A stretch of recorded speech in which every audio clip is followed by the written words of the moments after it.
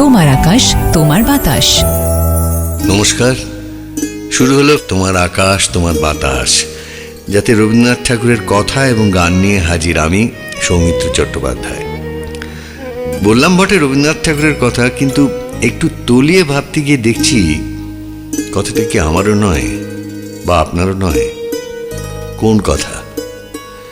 এত ব্যথা কেন, এত রক্ত কেন, কে বলিয়া দিবে মরে? হ্যাঁ, আজ নানাবিধ ঘটনাচক্রে এই কথা, এই আরতি বস্তুত আমাদের প্রত্যেকেরই কথা হয়ে দাঁড়িয়েছে। আর সেই কথা রবি ঠাকুরের যে রচনার অংশ, সেই বিসর্জন নাটকই আমার আজকের পর্বের বিষয়। এখানে থাকবে নাট্যপাঠ, থাকবে সেই নাটকের ইতিহাস নিয়ে কিছু কথা, থাকবে এই নাটক অভিনয়ের কিছু আকর্ষণীয় কাহিনী। প্রথমে একটু ইতিহাসের কথা বলি। রাজর্ষি উপন্যাসের কাহিনী থেকে প্রস্তুত বিসর্জন নাটকটি প্রকাশিত হয় 1297 বঙ্গাব্দে, 15 মে 1890 সাল। আদি ব্রাহ্ম সমাজ প্রেস থেকে প্রকাশ করেছেন কালিদাস চক্রবর্তী। মুদ্রণ সংখ্যা মাত্র 500। প্রথম প্রকাশের পর বিসর্জন দ্বিতীয়বার মুদ্রিত হয় কাব্যগ্রন্থাবলীতে 1303, কিন্তু প্রথম সংস্করণের অনেকটাই বদল হয়ে যায় তখন, কার্যত তাই একে দ্বিতীয় সংস্করণ বলা সঙ্গত। স্বতন্ত্র গ্রন্থাকারে দ্বিতীয় সংস্করণ অভিধায় আরও খানিকটা পরিবর্তন সহ বিসর্জনের পরবর্তী প্রকাশ হল 1306 বঙ্গাব্দের 1 আষাঢ়। এরপর কাব্যগ্রন্থ 1310, এই সংগ্রহের 9ম ভাগ দ্বিতীয় খণ্ডে যখন মুদ্রিত হলো বিসর্জন, সেটি ঠিক দ্বিতীয় সংস্করণের পুনর্মুদ্রণ হলো না, কার্যত এটি 4র্থ সংস্করণ। কাব্যগ্রন্থাবলীতে বড় মাপের পরিবর্তনের পর আরেকটি বড় পরিবর্তন এলো প্রথম বিশ্বভারতী সংস্করণে 1333 বঙ্গাব্দে 2 সেপ্টেম্বর 1926। এটি চিহ্নিত হয়েছে তৃতীয় সংস্করণ নামে। প্রশান্তচন্দ্র মহলানবিশের সম্পাদনায় এই সংস্করণে ফিরে এলো প্রথম সংস্করণের অনেক উপাদান এবং কিছু কিছু নূতন অংশ।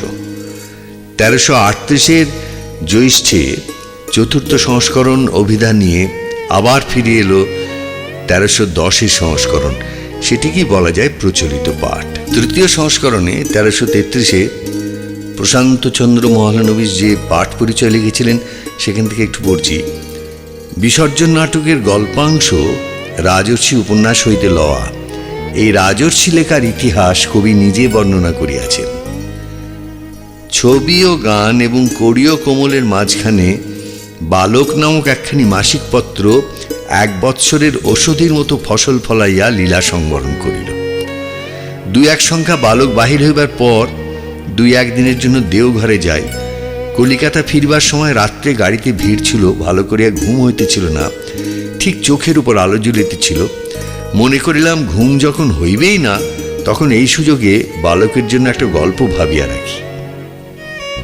গল্প ভাবিবার ব্যর্থ চেষ্টার টানে গল্প আসিল না, ঘুম আসিয়া পড়িল। স্বপ্ন দেখিলাম কোন এক মন্দিরের সিঁড়ির উপর বলির রক্তচিহ্ন দেখিয়া একটি বালিকা অত্যন্ত করুণ ব্যাকুলতার সঙ্গে তাহার বাপকে জিজ্ঞাসা করিতেছে, বাবা এ কি, এ যে রক্ত?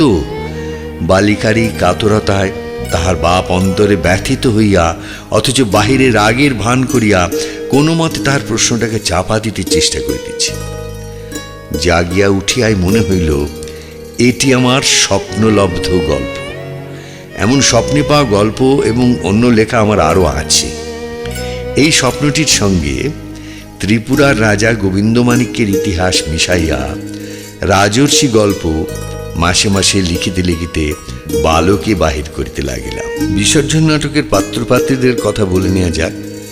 নাট্যারম্ভের আদিতে সেটি করণীয়।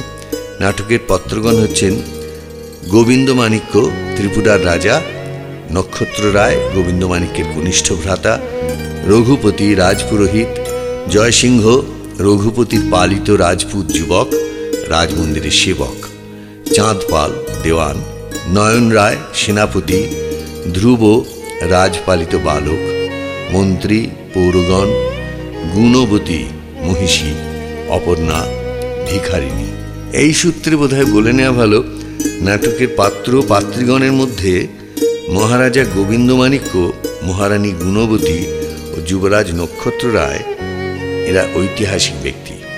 মুর্শিদাবাদের নবাবের সাহায্যে যুবরাজ নক্ষত্র রায়ের ছত্রমাণিক্য নামে ত্রিপুরার সিংহাসন অধিকার ও গোবিন্দমাণিক্যের স্বেচ্ছায় রাজ্যত্যাগ ঐতিহাসিক ঘটনা।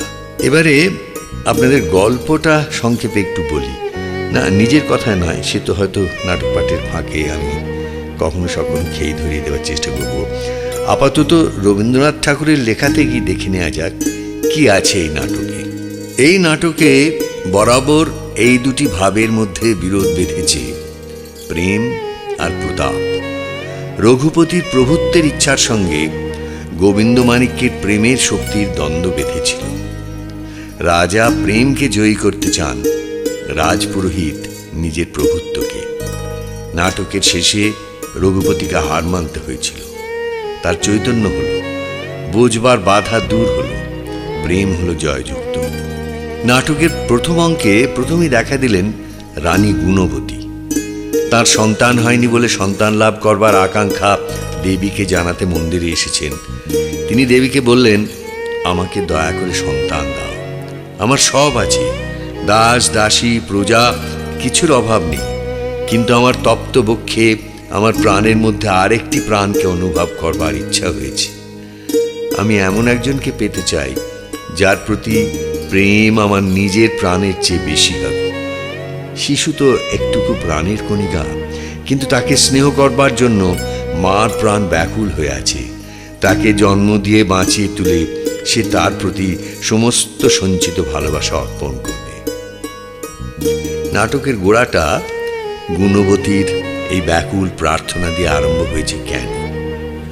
তার কারণ হচ্ছে, প্রথমেই এই কথা সুস্পষ্ট হয়ে উঠেছে যে একটুখানি যে প্রাণ, প্রেমের কাছে তার মূল্য কত বেশি।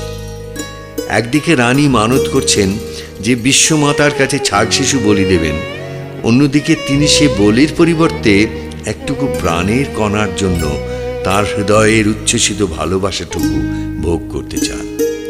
একদিকে তিনি প্রাণহানির বিষয়ে সম্পূর্ণ অন্ধ, অন্যদিকে প্রাণের প্রতি প্রাণের মমতা যে কত বড় জিনিস তা বুঝেছেন। সুতরাং রানীর মনে এক জায়গায় প্রাণের জন্য প্রাণের ব্যাকুলতা দেখা দিয়েছে। তিনি জানাচ্ছেন ভালোবাসা এত প্রগাঢ় হতে পারে যে তার জন্য লোকে নিজের প্রাণকেও তুচ্ছ করে।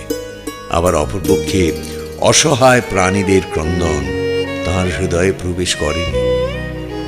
তারপর প্রথম অঙ্কে অপর্ণা এলো সেই কথাটাই বোঝাতে।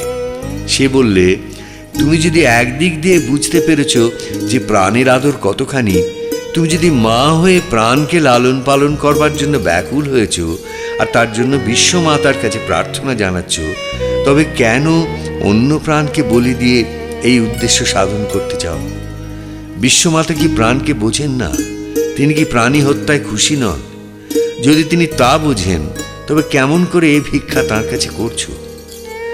মায়ের ভিতর দিয়ে প্রাণের মমতা কি করে বিশ্বে প্রকাশ পায়, অপর্ণা প্রথম দৃশ্যে সেই কথাটা বলে গেল।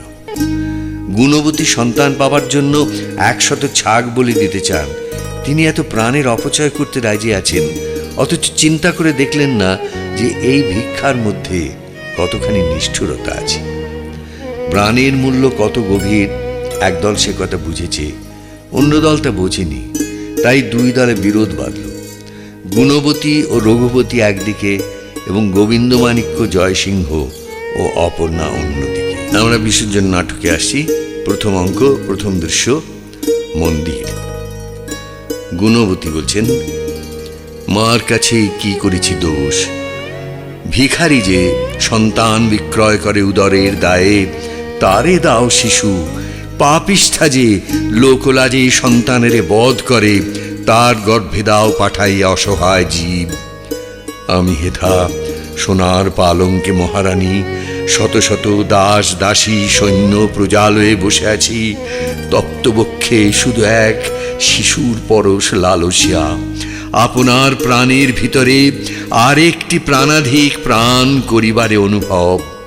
এই বক্ষ, এই বাহু দুটি, এই কোল, এই দৃষ্টি দিয়ে বিরচিতে নিবিড় জীবন্ত নীড় শুধু একটুকু প্রাণকণিকার তরে হেরিবে আমারে একটি নূতন আখি প্রথম আলোকে, ফুটিবে আমারই কোলে কথাহীন মুখে অকারণ আনন্দের প্রথম হাসিটি। কুমার জননী মাহাতো কোন পাপে মোরে করিলি বঞ্চিত মাতৃস্বর্গ হতে। রঘুপতির প্রবেশ হচ্ছে, তখন গুণবতী আবার বলছেন, প্রভু চিরদিন মার পূজা করি, জেনে শুনে কিছু তো করিনি দোষ। পুণ্যের শরীর মোর স্বামী মহাদেব সম, তবে কোন দোষ দেখে আমারে করিল মহামায়া নিঃসন্তান ও শ্মশান চারিণী। রঘুপতি বলছেন, মার খেলা কে বুঝিতে পারে বলো। পাষাণ তনয়া ইচ্ছাময়ী, সুখ দুঃখ তাঁরই ইচ্ছা। ধৈর্য ধরো, এবার তোমার নামে মার পূজা হবে, প্রসন্ন হইবে শ্যামা। গুণবতী তখন বলছেন, এ বৎসর পূজার বলির পশু আমি নিজে দিব। করিনু মানত, মা যদি সন্তান দেন, বর্ষে বর্ষে দিব তারে 100 মহিষ, 300 ছাগ। পূজার সময় হলো বলে রঘুপতি এবং গুণবতী উভয়ে চলে যাচ্ছেন। গোবিন্দমাণিক্য, অপর্ণা ও জয়সিংহের প্রবেশ। জয়সিংহ বলছেন, কি আদেশ মহারাজ? গোবিন্দমাণিক্য বলছেন, ক্ষুদ্র ছাড় শিশু দরিদ্র এ বালিকার স্নেহের পুত্তলি, তারে নাকি কেড়ে আনিয়াছ মার কাছে বলে দিতে। এ দান কি নেবেন জননী প্রসন্ন দক্ষিণ হস্তে? জয়সিংহ বলছে, কেমনে জানিব মহারাজ, কোথা হতে অনুচরগণ আনে পশু দেবীর পূজার তরে। হ্যাঁ গা, কেন তুমি কাঁদিতেছ? আপনি নিয়েছে যারে বিশ্বমাতা, তার তরে ক্রন্দন কি শোভা পায়? অপর্ণা বলছে, কে তোমার বিশ্বমাতা? মোর শিশু চিনিবে না তারে। মা হারা শাবক জানে না সে আপন মায়েরে। আমি যদি বেলা করে আসি, খায় না সে তৃণদল, ডেকে ডেকে চায় পথপানে, কোলে করে নিয়ে তারে ভিক্ষা অন্ন কয়জনে ভাগ করে খাই, আমি তার মাতা। জয়সিংহ বলছে, মহারাজ আপনার প্রাণ অংশ দিয়ে যদি তারে বাঁচাইতে পারিতাম, দিতাম বাঁচায়। মা তাহারে নিয়েছেন, আমি তারে আর ফিরাবো কেমনে? অপর্ণা বলছে, মা তাহারে নিয়েছেন? মিছে কথা, রাক্ষসী নিয়েছে তারে। ছি ছি, ও কথা এনো না মুখে। মা, তুমি নিয়েছে কেড়ে দরিদ্রের ধন। রাজা যদি চুরি করে, শুনিয়াছি নাকি আছে জগতের রাজা। তুমি যদি চুরি করো, কে তোমার করিবে বিচার? মহারাজ বলো তুমি। গোবিন্দমাণিক্য বলছেন, বৎসে আমি বাক্যহীন। এত ব্যথা কেন, এত রক্ত কেন, কে বলিয়া দিবে মোরে? অপর্ণা তখন আবার বলছি, এই যে সোপান বেয়ে রক্ত চিহ্ন দেখি, এ কি তারই রক্ত? ওরে বাছনি আমার, মরি মরি মোরে ডেকে খিঁদেছিলে কত, চেয়েছিল চারিদিকে ব্যাকুল নয়নে কম্পিত কাতর বক্ষে। মোর প্রাণ কেন যেথা ছিল সেটা হতে ছুটিয়া এলো না? জয়সিংহ তখন প্রতিমার প্রতি বলছে, আজন্ম পুজিনু তোরে, তবু তোর মায়া বুঝিতে পারিনি। করুণায় কাঁদে প্রাণ মানবের, দয়া নাই বিশ্বজননীর। জয়সিংহর প্রতি অপর্ণা বলছে, তুমি তো নিষ্ঠুর নহ, আঁখি প্রান্তে তব অশ্রু ঝরে মোর দুঃখে। তবে এসো তুমি, এই মন্দির ছেড়ে এসো, তবে ক্ষম মোরে, মিথ্যা আমি অপরাধী করেছি তোমায়। জয়সিংহ আবার প্রতিমার প্রতি বলছে, তোমার মন্দিরে এই কি নূতন সঙ্গীত ধ্বনিয়া উঠিল আজি, হে গিরি নন্দিনী করুণা কাতর কণ্ঠস্বরে। ভক্ত হৃদয় অপরূপ বেদনায় উঠিল ব্যাকুলি। হে শোভনে, কোথা যাব এ মন্দির ছেড়ে, কোথায় আশ্রয় আছে? গোবিন্দমাণিক্য জনান্তিকে বলছেন, যেথা আছে প্রেম। দ্বিতীয় দৃশ্য, রাজসভা। রঘুপতি বলছেন, রাজার ভাণ্ডারে এসেছি বলির পশু সংগ্রহ করিতে। গোবিন্দমাণিক্য বলছেন, মন্দিরেতে জীব বলি এই বৎসর হতে হইল নিষেধ। নক্ষত্ররায় বলছে, বলি নিষেধ? মন্ত্রী বলছে নিষেধ। নক্ষত্ররায়, তাই তো, বলি নিষেধ। রঘুপতি বলছেন, এ কি স্বপ্নে শুনি? গোবিন্দমাণিক্য তার উত্তর দিচ্ছেন, স্বপ্ন নহে প্রভু, এতদিন স্বপ্নে ছিনু, আজ জাগরণ। বালিকার মূর্তি ধরে স্বয়ং জননী মোরে বলে গিয়েছেন, জীব রক্ত সহে না তাহার। রঘুপতি তখন বলছেন, এতদিন সহিল কি করে? সহস্র বৎসর ধরে রক্ত করেছেন পান, আজ এ অরুচি? করেননি পান। মুখ ফিরাতেন দেবী, করিতে শোনিত পাত তোমরা যখন। মহারাজ, কি করিছ ভালো করে ভেবে দেখো। শাস্ত্রবিধি তোমার অধীন নহে, সকল শাস্ত্রের বড় দেবীর আদেশ। একে ভ্রান্তি, তাহে অহংকার। অজ্ঞ নর, তুমি শুধু শুনিয়াছ দেবীর আদেশ, আমি শুনি নাই। নক্ষত্ররায় তখন বলছে, তাই তো, কি বলো মন্ত্রী, এ বড় আশ্চর্য, ঠাকুর শোনেন নাই? দেবী আজ্ঞা নিত্যকাল ধ্বনিছে জগতে, সেই তো বধিরতম, যে জন সে বাণী শুনেও শুনে না। রঘুপতি তখন বলছেন, পাষণ্ড, নাস্তিক তুমি। ঠাকুর, সময় নষ্ট হয়, যাও এবে মন্দিরের কাজে। প্রচার করিয়া দিও পথে যেতে যেতে, আমার ত্রিপুর রাজ্যে যে করিবে জীব হত্যা, জীব জননীর পূজাচ্ছলে, তারে দেব নির্বাসন দণ্ড। রঘুপতি তখন বলছে, এই কি হইল স্থির? স্থির এই। রঘুপতি উঠিয়া বলছে, তবে উচ্ছন্ন, উচ্ছন্ন যাও। চাঁদপাল ছুটে এসে বলছে, হ্যাঁ থামো থামো।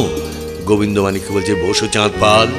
ঠাকুর, বলিয়া যাও, মনোব্যথা লঘু করে যাও নিজ কাজে। তুমি কি ভেবেছ মনে ত্রিপুরী ঈশ্বরী ত্রিপুরার প্রজা? প্রচারিবে তাঁর পরে তোমার নিয়ম, হরণ করিবে তাঁর বলি, হেন সাধ্য নাই তব, আমি আছি মায়ের সেবক। প্রস্থান করছেন। তখন নয়ন রায় বলছে, ক্ষমা করো দীনেশ স্পর্ধা মহারাজ, কোন অধিকারে প্রভু জননীর বলি? চাঁদপাল বলছে, শান্ত হও সেনাপতি। মন্ত্রী বলছে, মহারাজ একেবারে করেছ কি স্থির? আজ্ঞা আর ফিরিবে না? আর নহে মন্ত্রী, বিলম্ব উচিত নহে, বিনাশ করিতে পাপ। পাপের কি এত পরমায়ু হবে? কত শত বর্ষ ধরে যে প্রাচীন প্রথা দেবতা চরণ তলে বৃদ্ধ হয়ে এলো, সে কি পাপ হতে পারে? রাজার নিরুত্তরে চিন্তা। নক্ষত্ররায় তখন বলছেন, তাই তো হে মন্ত্রী, সে কি পাপ হতে পারে? মন্ত্রী বলছে, পিতামহগণ এসেছে পালন করে যত্নে ভক্তি ভরে সনাতন রীতি, তাহাদের অপমান তার অপমানে। রাজা তখনও চিন্তা করছেন। নক্ষত্ররায় বলে, ভেবে দেখো মহারাজ, যুগে যুগে সে পেয়েছে শত সহস্রের ভক্তির সম্মতি, তাহারে করিতে নাশ তোমার কি আছে অধিকার? গোবিন্দমাণিক্য তখন বলছে, থাক তর্ক, যাও মন্ত্রী, আদেশ প্রচার করো গিয়ে, আজ হতে বন্ধ বলিদান। তৃতীয় দৃশ্যে আমরা আবার মন্দিরে ফিরে আসছি। সেখানে জয়সিংহ একাই রয়েছে। সে মাকে উদ্দেশ্য করে বলছে, মা গো, শুধু তুই আর আমি এই মন্দিরে সারাদিন, আর কেহ নাহি, সারা দীর্ঘদিন। মাঝে মাঝে কে আমারে ডাকে যেন, তোর কাছে থেকে তবু একা মনে হয়। এই যখন মনে হচ্ছে তার একাকিত্ব, সেই সময় অপর্ণা আসছে সেখানে, ভিখারিণী অপর্ণা, এবং এদের দুজনের মধ্যে একটা সখ্যতা গড়ে উঠবার যেন একটা সম্ভাবনা সূচিত হচ্ছে, সেটা আমরা বুঝতে পারছি। সেখানে অপর্ণা বলছে, জয়সিংহ, তুমি বুঝি একা? তাই দেখিয়াছি, কাঙাল যে জন তাহারও কাঙাল তুমি, যে তোমার সব নিতে পারে তারে তুমি খুঁজিতেছ, যেন ভ্রমিতেছ দিন দুঃখী সকলের দ্বারে। এতদিন ভিক্ষা মেঘে ফিরিতেছি, কত লোক দেখি, কত মুখপানে চাই, লোকে ভাবে শুধু বুঝি ভিক্ষা তরে, দূর হতে দেয় তাই মুষ্টি ভিক্ষা ক্ষুদ্র দয়া ভরে। এত দয়া পায়নি কোথাও, যাহা পেয়ে আপনার দৈন্য আর মনে নাহি পড়ে। জয়সিংহ বলছে, যথার্থ যে দাতা আপনি নামিয়া আসে দান রূপে দরিদ্রের পানে ভূমিতলে, যেমন আকাশ হতে বৃষ্টি রূপে মেঘ নেমে আসে মরুভূমে, দেবী নেমে আসে মানবী হইয়া যারে ভালোবাসি তার মুখে। দরিদ্র দাতা দেবতা মানব সমান হইয়া যায়। ওই আসছেন মোর গুরুদেব। আমি তবে সরে যাই অন্তরালে, ব্রাহ্মণেরে বড় ভয় করি। কি কঠিন তীব্র দৃষ্টি, কঠিন ললাট, পাষাণ সোপান যেন দেবী মন্দিরের। অপর্ণা চলে যাচ্ছে। রঘুপতি আসছেন, পা ধুইবার জল প্রভৃতি অগ্রসর করিয়া জয়সিংহ বলছেন, গুরুদেব যাও যাও, আনিয়াছি জল, থাক রেখে দাও জল। বসন, কে চাহে বসন? অপরাধ করেছি আবার? কে নিয়েছে অপরাধ তব? ঘোর কলি এসেছে ঘনায়, বাহুবল রাহু সম ব্রহ্মতে যে গ্রাসিবারে চায়, সিংহাসন তোলে শির যজ্ঞ বেদি পরে। হায় হায় কলির দেবতা, তোমরাও চাটুকার সভাসদ সম নত শিরে রাজ আজ্ঞা বহিতেছ। চতুর্ভুজা চারি হস্ত আছো জোড় করি, বৈকুণ্ঠ কি আবার নিয়েছে কেড়ে দৈত্যগণ? গিয়েছে দেবতা যত রসাতলে, শুধু দানবে মানবে মিলে বিশ্বের রাজত্ব দর্পে করিতেছে ভোগ। দেবতা না যদি তাকে, ব্রাহ্মণ রয়েছে, ব্রাহ্মণের রোষযজ্ঞে দণ্ড সিংহাসন হবি কাষ্ট হবে। জয়সিংহ নিকট গিয়া সস্নেহে, বৎস আজ করিয়াছি রুক্ষ আচরণ তোমা পরে, চিত্ত বড় ক্ষুব্ধ মোর।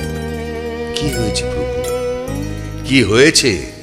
সুধা অপমানিত ত্রিপুরেশ্বরী, এই মুখে কেমনে বলিব কি হয়েছে?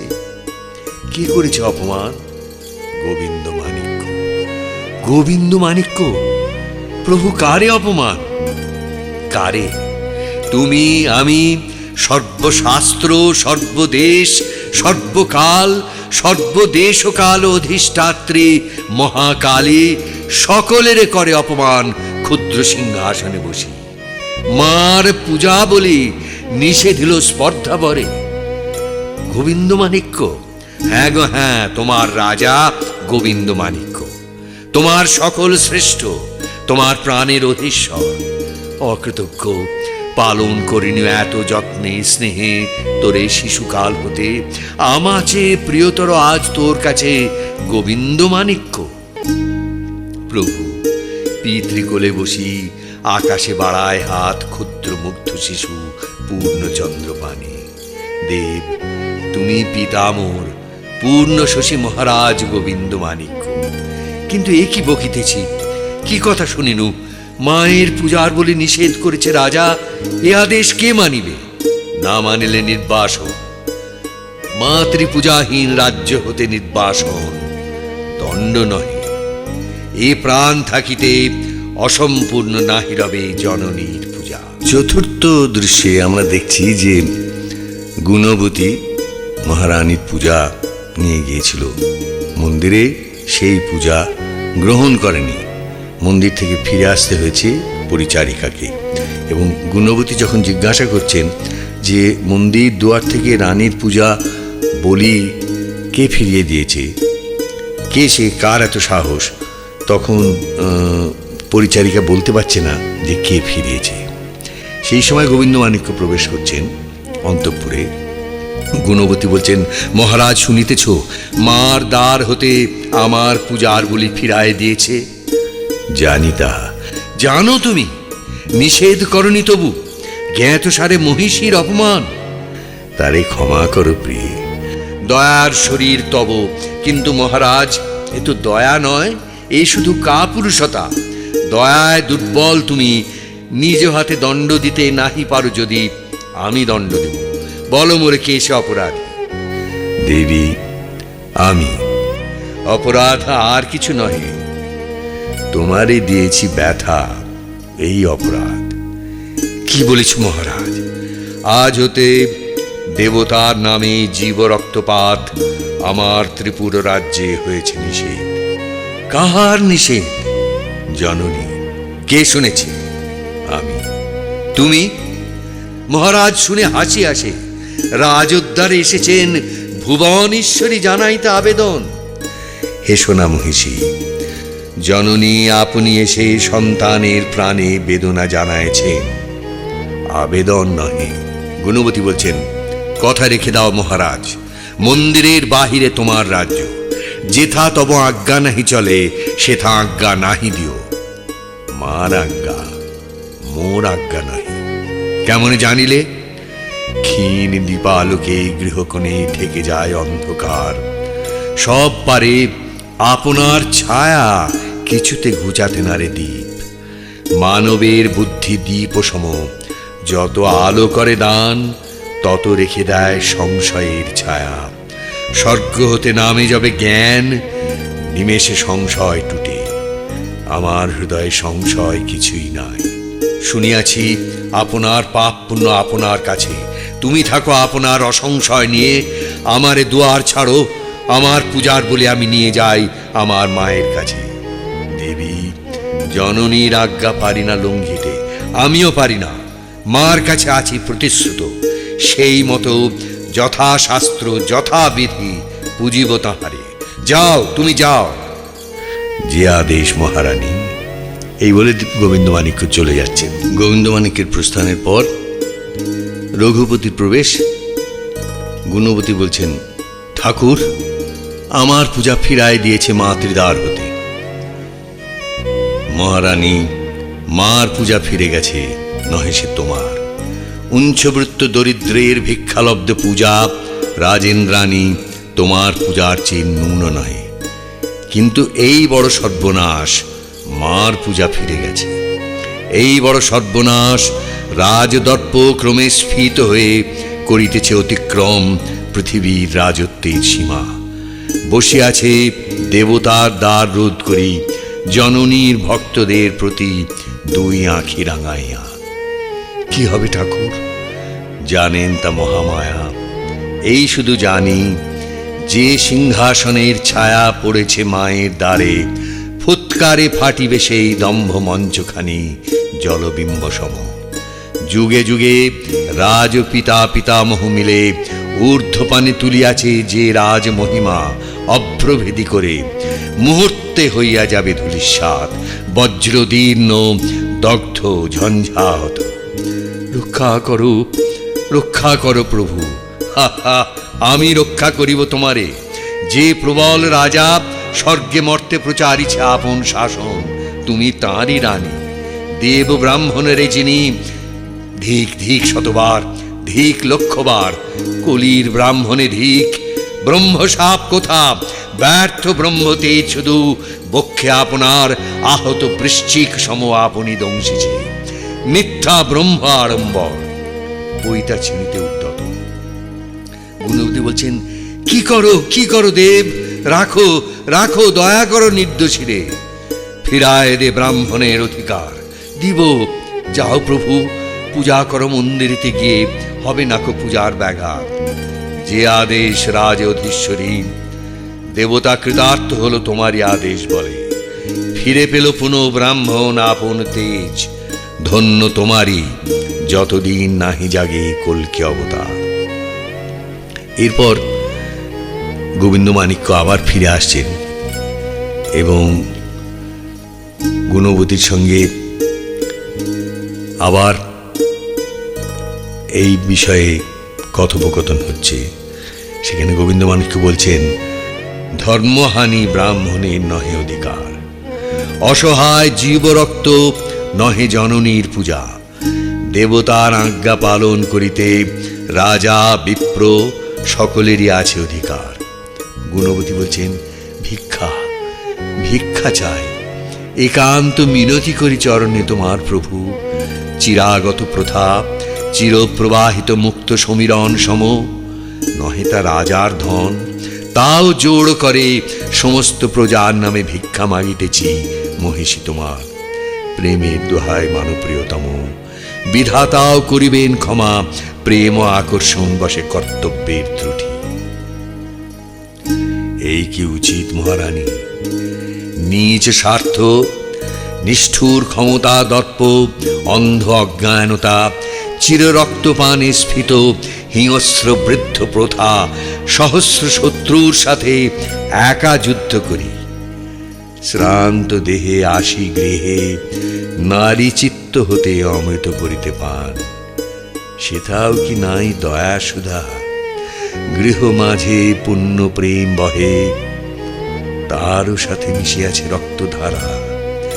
এত রক্তস্রোত কোন দৈত্য দিয়েছে খুলিয়া?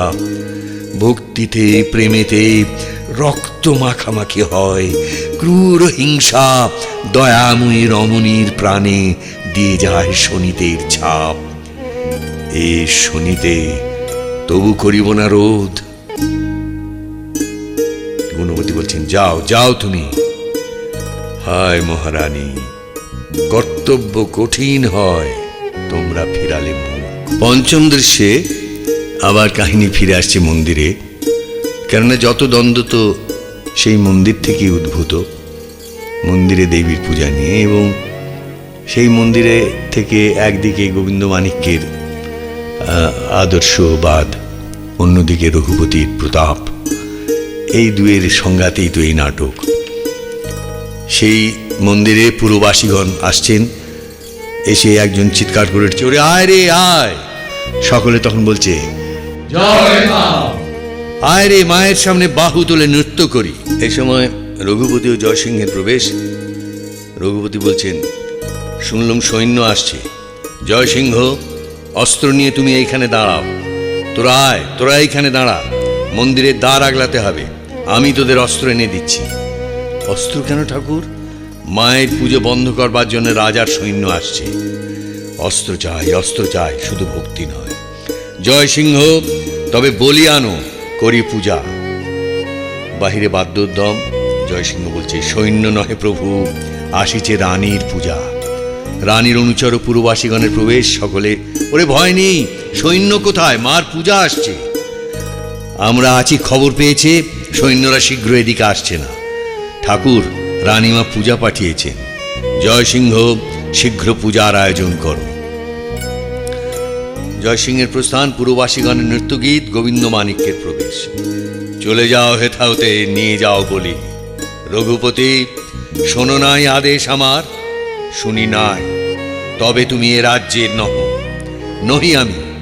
আমি আছি যেথা, সেথা এলে রাজদণ্ড খসে যায় রাজহস্ত হতে, মুকুট ধুলায় পড়ে লুটে। কে আছিস? আন মার পূজা।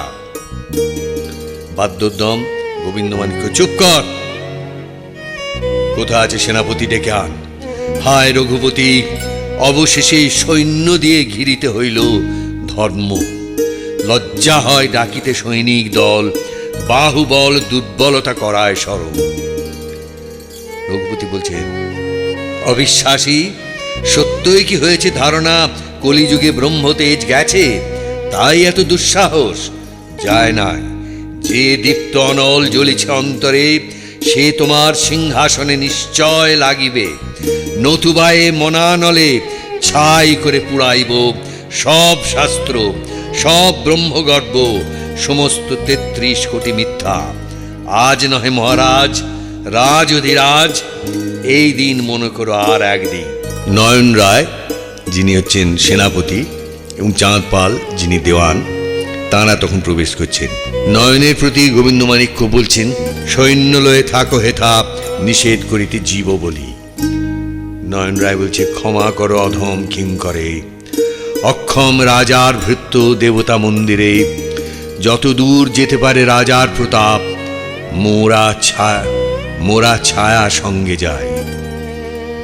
চাঁদপাল বলছে, থামো সেনাপতি, দীপশিখা থাকে এক ঠাঁই, দীপালোক যায় বহুদূরে।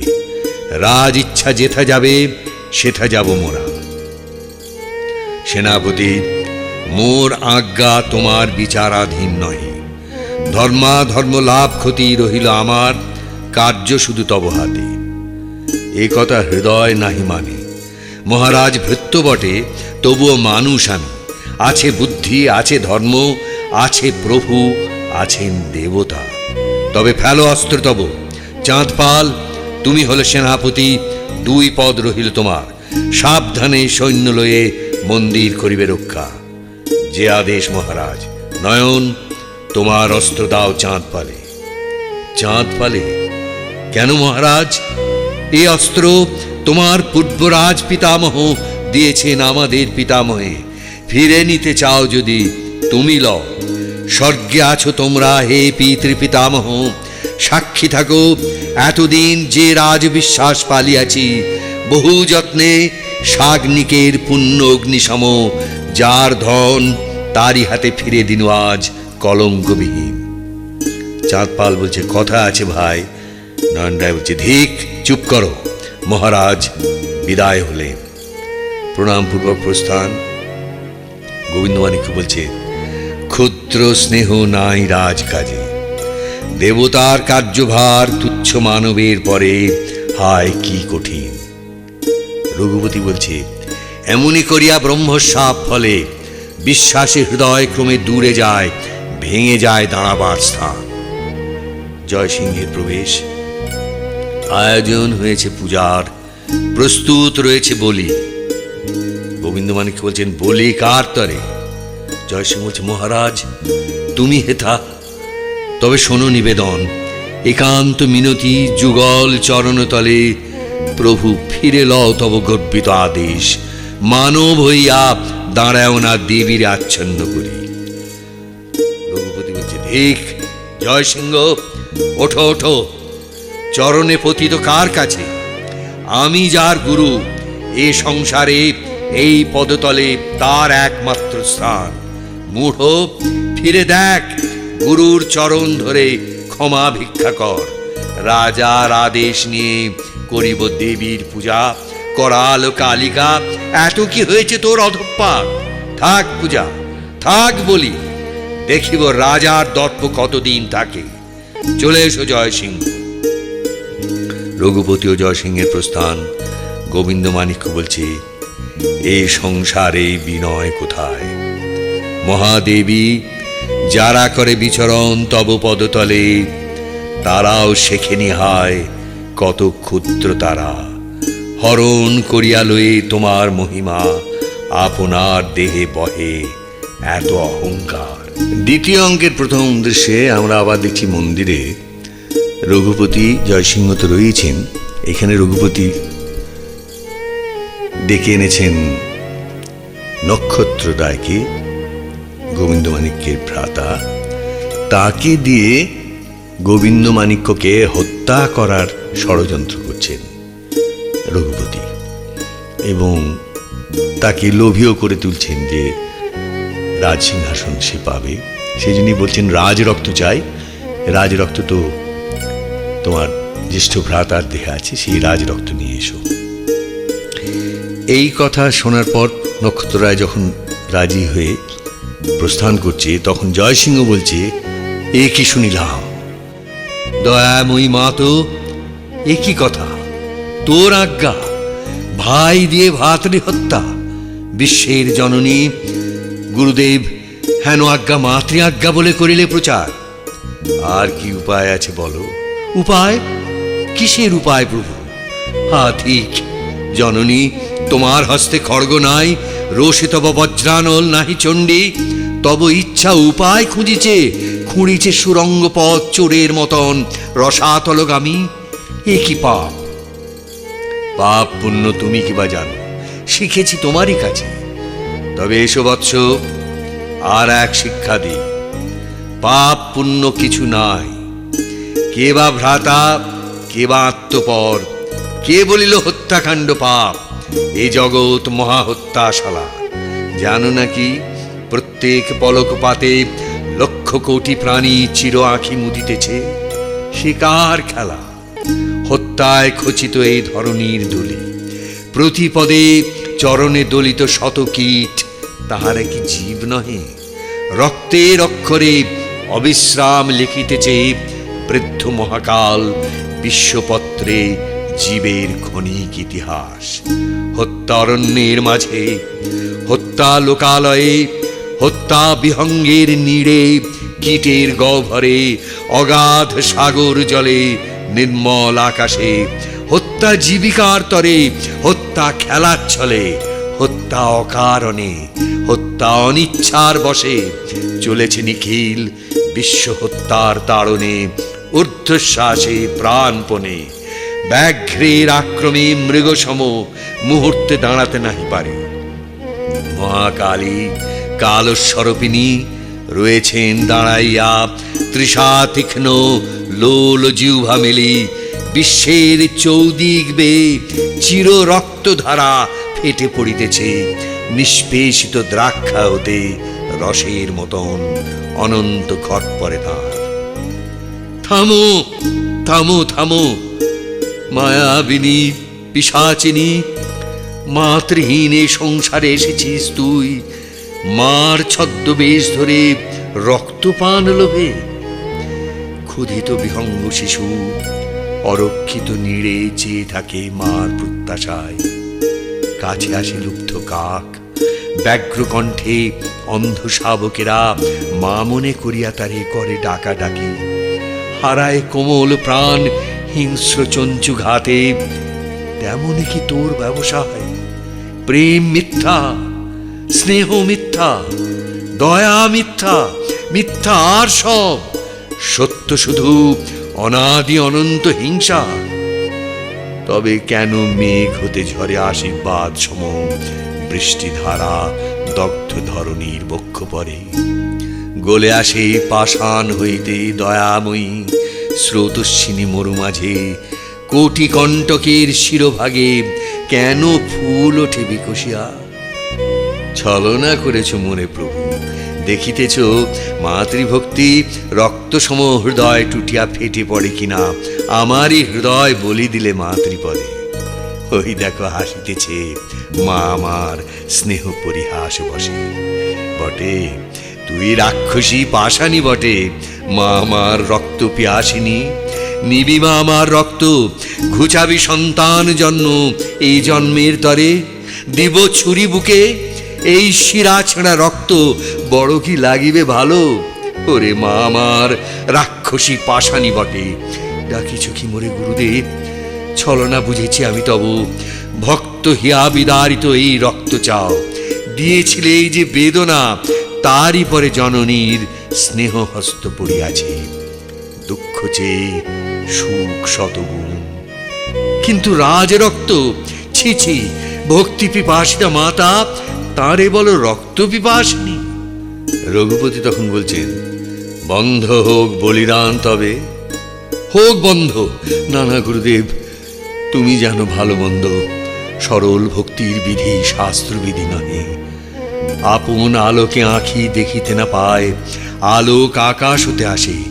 প্রভু ক্ষমা করো, ক্ষমা করো দাসে, ক্ষমা করো স্পর্ধা মূঢ়তার, ক্ষমা করো নিতান্ত বেদনা বসে উদ্ভ্রান্ত প্রলাপ।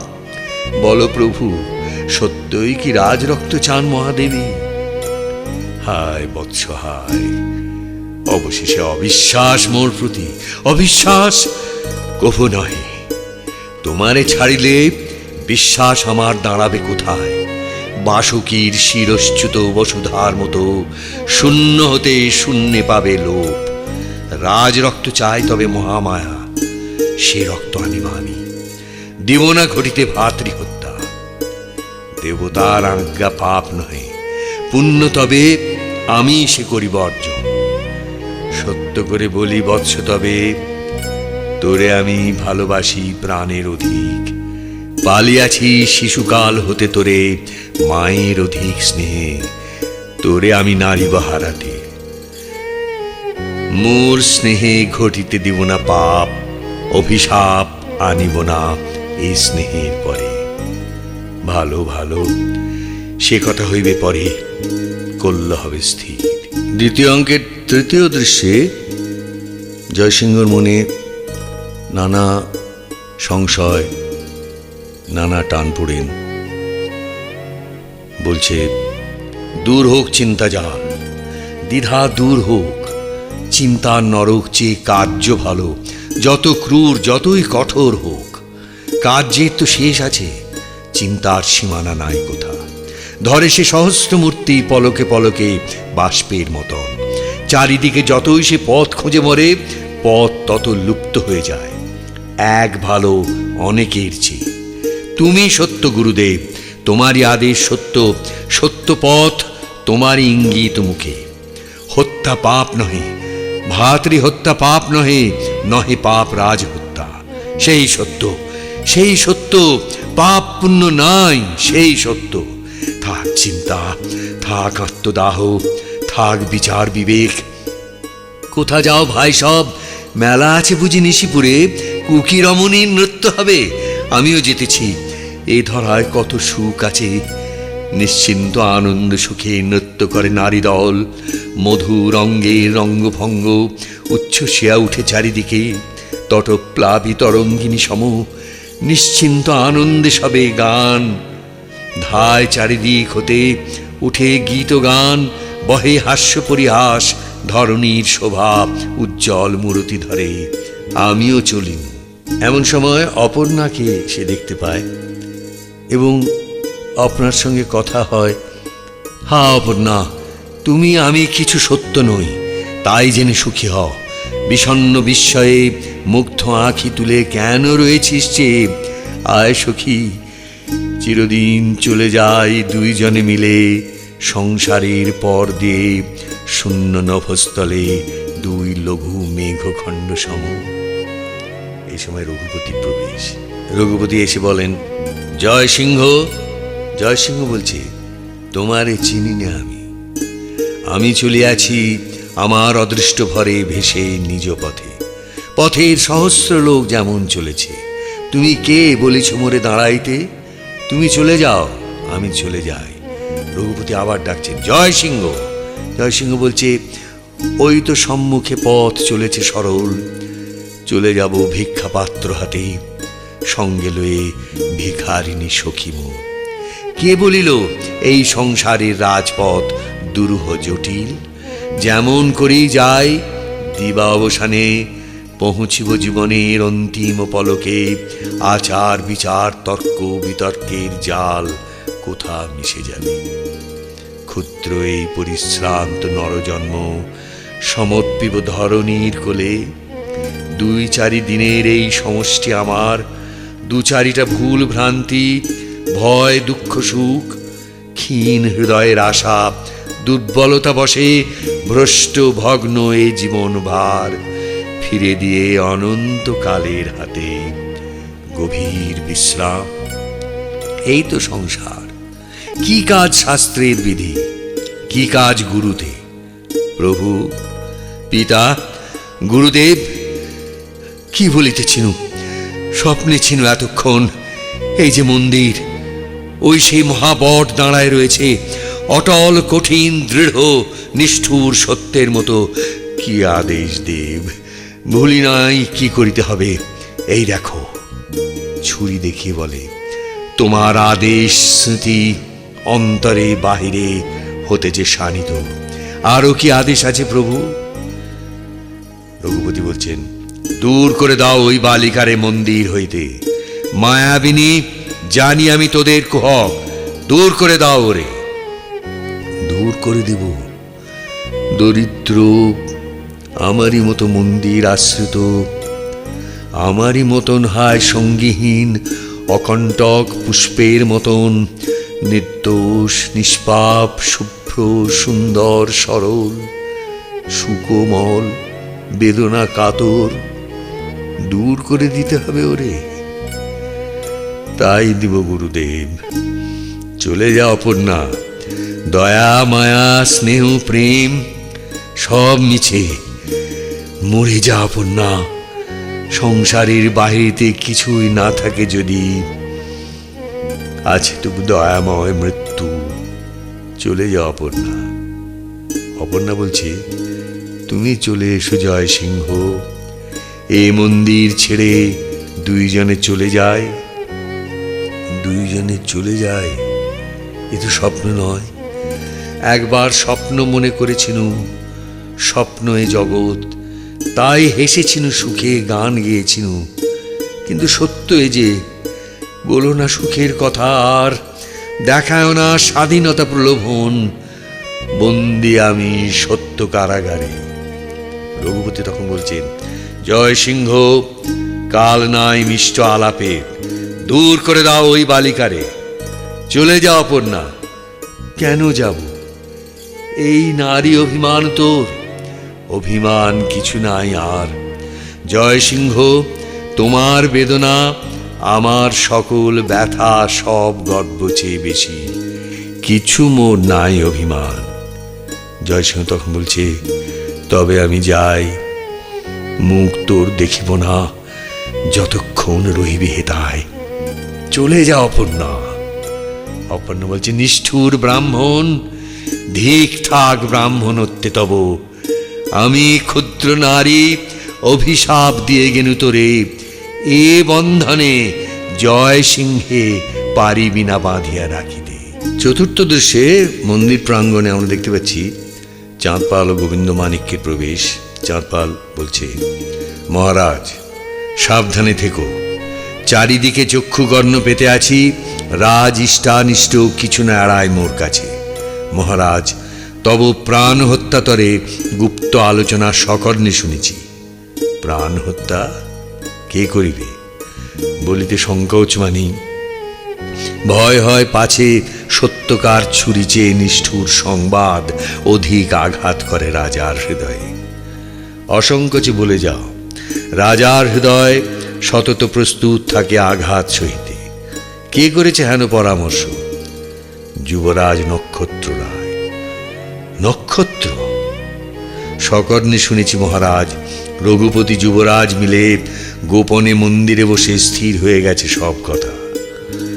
দুই দণ্ডে স্থির হয়ে গেল আজন্মের বন্ধন টুটিতে। হায় বিধি। চাঁদপাল বলছে, দেবতার কাছে তব রক্ত এনে দেবে। দেবতার কাছে? তবে আর নক্ষত্রের নাই দোষ। জানিয়াছি দেবতার নামে মনুষ্যত্ব হারায় মানুষ। ভয় নাই, যাও তুমি কাজে, সাবধানে রব আমি। চাঁদপাল চলে যায়। জয়সিংহ এসে বলে, চণ্ডীকে বলছে, বল চণ্ডী, সত্যই কি রাজ রক্ত চাই? এই বেলা বল, বল, নিজ মুখে বল, মানব ভাষায় বল শীঘ্র, সত্যই কি রাজ রক্ত চাই? নেপথ্যে কণ্ঠস্বর শোনা গেল, চাই। তবে মহারাজ, নাম লহ ইষ্ট দেবতার, কাল তব নিকটে এসেছে। গোবিন্দমাণিক্য বলেন, কি হয়েছে জয়সিংহ? শুনিলে না নিজ কর্ণে? দেবীরে সুধানু, সত্যই কি রাজ রক্ত চাই? দেবী নিজে কহিলেন, চাই। দেবী নহে জয়সিংহ, কহিলেন রঘুপতি অন্তরাল হতে, পরিচিত স্বর। জয়সিংহ বলছে, কহিলেন রঘুপতি অন্তরাল হতে? নহে নহে, আর নহে। কেবলই সংশয় হতে সংশয়ের মাঝে নামিতে পারি না আর। যখনই কুলের কাছে আসি, কে মোরে ঠেলিয়া দেয় যেন অতলের মাঝে। সে যে অবিশ্বাস দৈত্য। আর নহে, গুরু হোক কিংবা দেবী হোক, একই কথা। ছুরিকা উন্মোচন, ছুরি ফেলিয়া ফুল নেমা, নেমা ফুল নেমা। পায়ে ধরি, শুধু ফুল নিয়ে হোক তোর পরিতোষ। আর রক্ত নামা, আর রক্ত নয়, এও যে রক্তের মতো রাঙা দুটি জবা ফুল। পৃথিবীর মাতৃবক্ষ ফেটে উঠিয়াছে ফুটে, সন্তানের রক্তপাতে ব্যথিত ধরার স্নেহ বেদনার মতো। নিতে হবে, এই নিতে হবে। আমি নাহি ডরি তোর রোষ, রক্ত নাহি দেব। রাঙা তোর আঁখি, তোল তোর খড়গ, আন তোর শ্মশানের দল, আমি নাহি ডরি। গোবিন্দমাণিক্যের প্রস্থান। জয়সিংহ আবার বলে, এ কি হলো? হায় দেবী, গুরু, যা ছিল এক দণ্ডে বিসর্জন দিনু। বিশ্ব মাঝে কিছু রহিল না। রঘুপতির প্রবেশ। সকল শুনেছি আমি, সব পণ্ড হলো। কি করিলে ওরে অকৃতজ্ঞ? জয়সিংহ বলল, দণ্ড দাও প্রভু। রঘুপতি বলছেন, সব ভেঙে দিলি, ব্রহ্মসাপ ফিরাইলে অর্ধপথ হতে, লঙ্ঘিলি গুরুর বাক্য, ব্যর্থ করে দিলি দেবীর আদেশ, আপন বুদ্ধিরে করিলি সকল হতে বড়, আজন্মের স্নেহ ঋণ শুধিলি এমনই করে। দণ্ড দাও পিতা। কোন দণ্ড দিব? প্রাণ দণ্ড নহে, তার চেয়ে গুরুদণ্ড চাই। স্পর্শ কর দেবীর চরণ। করিনু পরশ, বল তবে আমি এনে দিব রাজ রক্ত, শ্রাবণের শেষ রাত্রে দেবীর চরণে। জয়সিংহ বলছে, আমি এনে দিব রাজ রক্ত, শ্রাবণের শেষ রাত্রে দেবীর চরণে। তৃতীয় অঙ্কের প্রথম দৃশ্যে আমরা দেখতে পাচ্ছি আবাসী মন্দির। সেখানে বহু মানুষ এসেছে, জনতা এসেছে। তাদের রঘুপতি বলছেন, মার জন্য এক ফোঁটা রক্ত দিতে পারিস নে? এই তোদের ভক্তি? সবাই বলছে, রাজার আজ্ঞা, তা আমরা কি করব? রাজা কে? মার সিংহাসন তবে কি রাজার সিংহাসনের নিচে? তবে এই মাতৃহীন দেশে তোদের রাজাকে নিয়ে থাক, দেখি তোদের রাজা কি করে রক্ষা করে। সকলে সবাই গুনগুন স্বরে কথা। চুপ কর, সন্তান যদি অপরাধ করে থাকে মা তাকে দণ্ড দিক, কিন্তু একেবারে ছেড়ে চলে যাবে, এ কি মার মতো কাজ? বলে দাও কি করলে মা ফিরবে? রঘুপতি বলছেন, তোদের রাজা যখন রাজ্য ছেড়ে যাবে, মাও তখন রাজ্য ফিরে পদার্পণ করবে। এইখানে আয়, অনেক দূর থেকে অনেক আশা করে ঠাকুরকে দেখতে এসেছিস, তবে একবার চেয়ে দেখ। মন্দিরের দ্বার উদ্ঘাটন এবং সেখানে প্রতিমার পশ্চাৎ ভাগ দৃশ্যমান। সকলে উদ্বিগ্ন হয়ে বলছে, ও কি, মার মুখ কোন দেখে? ওরে মা বিমুখ হয়েছেন। ও মা ফিরে দাঁড়া, মা ফিরে দাঁড়া, ফিরে দাঁড়া। এই সময় জয়সিংহ রঘুপতির কাছে এসে বলছেন, প্রভু আমি কি একটি কথাও কব না? রঘুপতি বলছেন, না। সন্দেহের কি কোনো কারণ নেই? না। সমস্তই কি বিশ্বাস করব? হ্যাঁ। অপর্ণা আসছে, এসে বলছে, জয়সিংহ এসো, জয়সিংহ শীঘ্র এসো এই মন্দির ছেড়ে। জয়সিংহ বলছে, বিদীর্ণ হইল বক্ষ। রঘুপতি, অপর্ণা ও জয়সিংহের প্রস্থান, রাজার প্রবেশ। প্রজাগণ বলছে, রক্ষা করো মহারাজ, আমাদের রক্ষা করো, মাকে ফিরে দাও। গোবিন্দমাণিক্য বলছে, বৎস কর অবধান, সেই মোর প্রাণপণ সাধ জননীরে ফিরে এনে দেব। প্রজাগণ বলছে, জয় হোক মহারাজ, জয় হোক তব। গোবিন্দমাণিক্য বলছে, একবার শুধাই তোদের, তোরা কি মায়ের গর্ভে নিসনি জনম? মাতৃগণ, তোমরা তো অনুভব করিয়াছ কোমল হৃদয়ে মাতৃস্নেহ সুধা। বলো দেখি, মা কি নেই?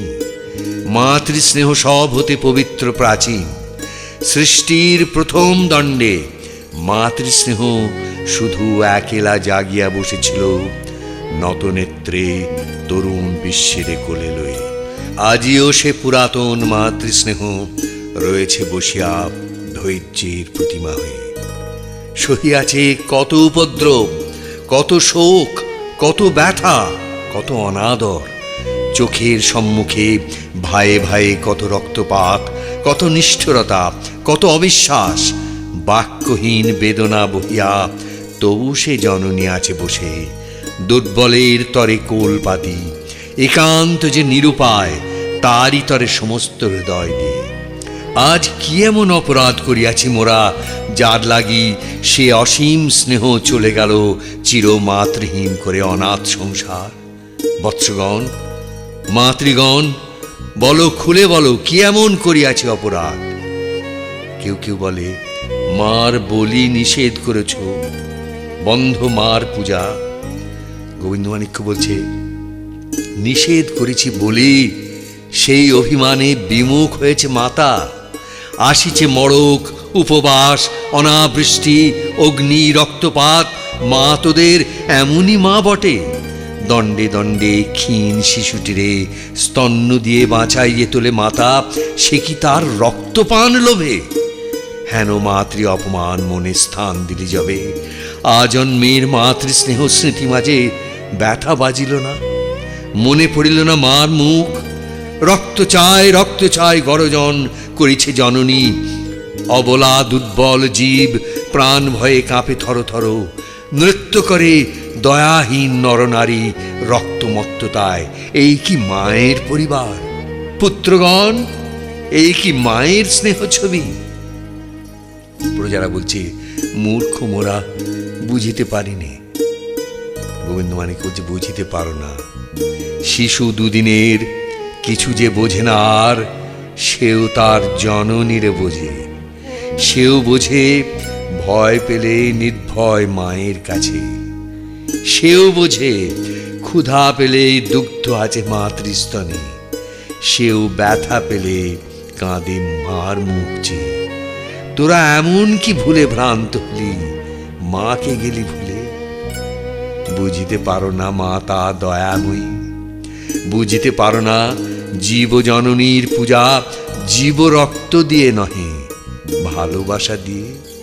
বুঝিতে পারো না ভয় যেথা মা সেখানে নয়, হিংসা যেথা মা সেখানে নাই, রক্ত যেথা মার সেথা অশ্রুজল। এই সময় অপর্ণা আসছে।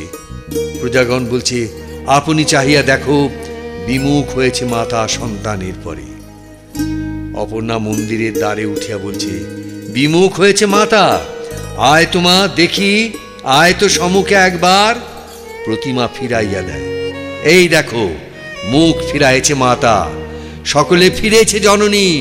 জয় হোক, জয় হোক, মা তো জয় হোক। আমাদের এই পাঠাভিনয় আজকের মতো এখানেই আমাদের ছেড়ে দিতে হচ্ছে, কিন্তু এটা আমাদের পরের দিনেও চলবে।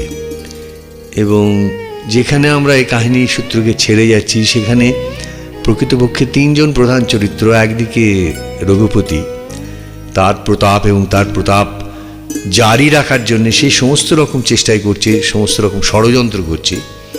এবং সেই ষড়যন্ত্র গোবিন্দমাণিক্যকে ঘিরে। এবং অন্যদিকে এই দুই শক্তির সংঘাতে দ্বিধাদীর্ণ হয়ে যাচ্ছে জয়সিংহ।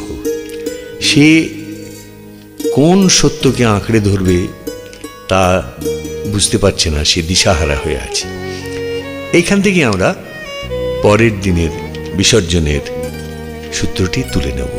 তবে আজকের অনুষ্ঠান শেষ করার আগে আপনাদের হয়তো মনে পড়বে যে এক সময় আমি এই তোমার আকাশ তোমার বাতাসে রানু ও ভানু এই উপন্যাস থেকে মাঝে মাঝে পড়ে শুনিয়েছিলাম। সেই রানু মুখোপাধ্যায় অপর্ণার ভূমিকায় অভিনয় করেছিলেন এবং তার এই বিসর্জন নাটকে অভিনয়ের স্মৃতিটা কীরকম ছিল তিনি নিজেই লিখেছিলেন। আমি সেই অংশ একটু আপনাদের আজকে শুনিয়ে দেব। রানু মুখোপাধ্যায় লিখছেন, বিসর্জন নাটকে ভানুদাদা জয়সিংহ আমাকে করলেন অপর্ণা। আমার অভিনয় তার পছন্দ, বারে বারে ওই ভূমিকায় নেমেছি তাই। কিন্তু মহড়ার সময় সে কি শাস্তি! জোড়াসাঁকোর মহড়ার আসর ছিল ঠিক যাত্রার আসরের মতো। মহড়ার চারিদিক ঘিরে লোক, লোক বলতে সাধারণ নয়, জগদীশচন্দ্র শরৎচন্দ্রদের মতো বিশিষ্ট বর্গ। তারই মাঝখানে একটু আড়ষ্ট না হয়ে কেবল বাকভঙ্গি নয়, অঙ্গভঙ্গি করে পাঠ করতে হবে। ভয়ে কাঠ হয়ে যা আমার বাহু কতবার যে সজোরে টেনে স্বচ্ছন্দ করে দিতেন, বকতেন, তার ইয়ত্তা নেই। আবার মঞ্চাভিনয়ের সময় অন্যান্যদের সাজানোর ভার যখন নন্দলাল এবং সুরেনকরের উপর ন্যস্ত হতো, তখন আমাকে সাজাতেন ভানুদাদা স্বয়ং। একবার সে কি কাণ্ড! বিসর্জনের অভিনয় চলছে পুরনো এম্পায়ারে, হঠাৎ কি করে উপর থেকে আগুনের ফুলকি পড়ল। ভয় পেয়ে ছুট লাগিয়েছি গ্রিন রুমের দিকে। খপ করে হাত টেনে ধরলেন জয়সিংহরূপী ভানুদাদা। পরিস্থিতি উপযোগী দু একটা কথা ছুঁড়ে দিয়ে অবিচল অনর্গল সংলাপ চালিয়ে গেলেন তিনি। অভিনয়কে নিখুঁত করার জন্য এমন মন প্রাণ ঢালতেন তিনি, দর্শকদেরও তিনি ভরে দিতেন মন। 1923 সালের অভিনয় সাফল্য প্রসঙ্গে ইন্ডিয়ান ডেইলি নিউজ পত্রিকায় অমৃতলাল বসুর প্রশস্তি পড়ে রবীন্দ্রনাথ লিখেছিলেন রানু মুখোপাধ্যায়কে, তখন তিনি রানু অধিকারী, কাগজ যা বেরিয়েছে তার উপরে লোকমুখে বিসর্জনের অভিনয় আলোচনা এখনো চলছে। অধিকাংশ লোকের মত এই যে এমন কাণ্ড তারা আর দেখেনি। আরো 10 দিন যদি হতো তাহলে 10 দিনই ঘর ভরে যেত। অনেক লোকই জায়গা না পেয়ে হতাশ হয়ে ফিরে গেছে। প্রশান্ত কয়েকদিন পূর্বে এখানে এসেছিল, তার প্রস্তাবে এই যে আগামী শীতের সময় আমি পর্যায়ক্রমে রঘুপতি, জয়সিংহ এবং গোবিন্দমাণিক্য সেজে অভিনয় নৈপুণ্য দেখিয়ে সকলকে অভিভূত করে দিই। আশ্চর্যের বিষয় এই যে প্রশান্ত সেই সঙ্গে আমাকে অপর্ণা সাজতে অনুরোধ করেনি। তার থেকে এই প্রমাণ হয় যে প্রশান্তর মতে অপর্ণার অভিনয়ে তোমার সঙ্গে টক্কর দিতে পারি আমার এমন সাধ্য নেই। এতে আমি মনের মধ্যে কিছু দুঃখ বোধ করেছি। সেই দুঃখের খেদে আমি রঘুপতি গোবিন্দমাণিক্য সেজে বাহাদুরি করতে কিছুমাত্র সম্মত হলাম না। প্রবীণ ও বিখ্যাত অভিনেতা অমৃত বোস তোমার অভিনয়ের জয়গান করে ইংরেজি দৈনিক ডেইলি নিউজ একটি পত্র লিখেছেন। পড়ে দেখো, বাবজাকে দেখিও, তিনি খুশি হবেন। প্রশংসার ছলে আমার কিরকম নিন্দা করেছে তাও দেখো। বলেছে আমার অভিনয় কেউ যেন নকল করার চেষ্টা না করে, অর্থাৎ ওটা খারাপ। অথচ মজাই যে কয়জনে অভিনয় করেছে সকলে আমারই নকল করেছে। আমি তো তাদের দেখিয়ে দিয়েছি দিনুর রঘুপতি আমারই রঘুপতি অভিনয়ের প্রায় নকল।